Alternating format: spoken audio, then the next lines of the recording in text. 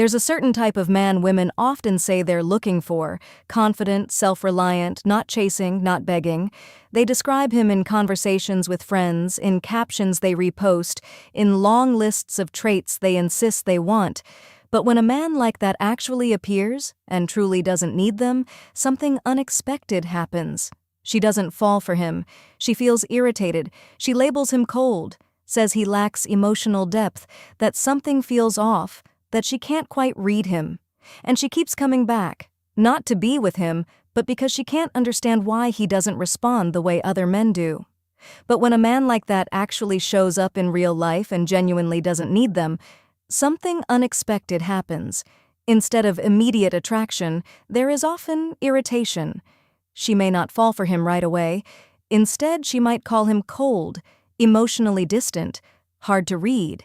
She may say something feels off, even if she cannot clearly explain what it is, and then something more interesting happens. She doesn't necessarily leave. She stays mentally engaged, not always because she wants him directly, but because she can't fully understand him. He doesn't respond the way she is used to. That confusion creates a tension.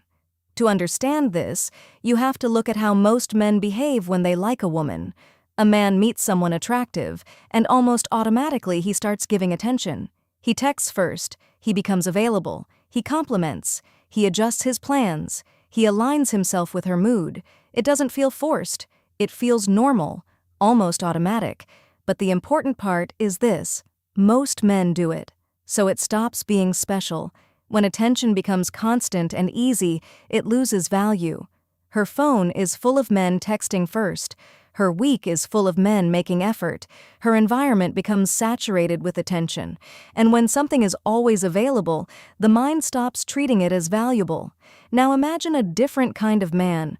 Not a man playing games, but a man with structure in his life. He has work, goals, priorities, and a routine that does not revolve around anyone's response.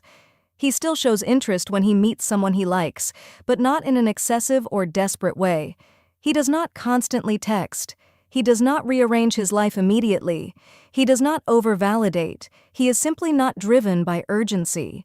From the outside, this feels different. At first, he may seem confident or mysterious, but over time that can shift in perception to distance or disinterest.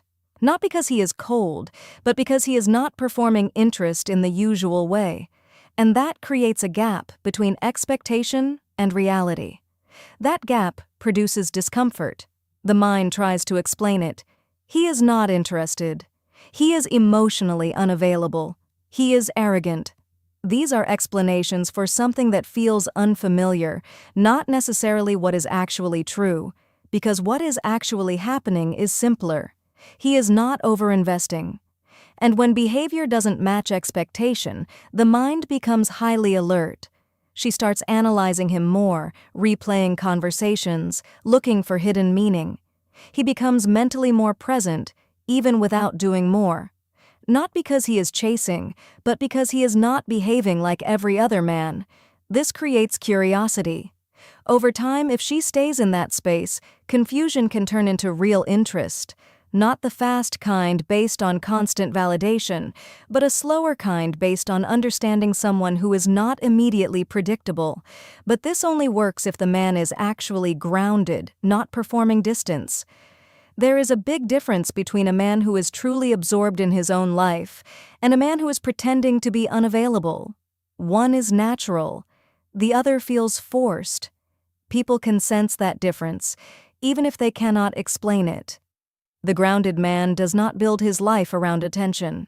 He has his own direction. He engages when he wants to, not out of pressure, but out of genuine interest. And because of that, his attention feels different, not constant, but meaningful.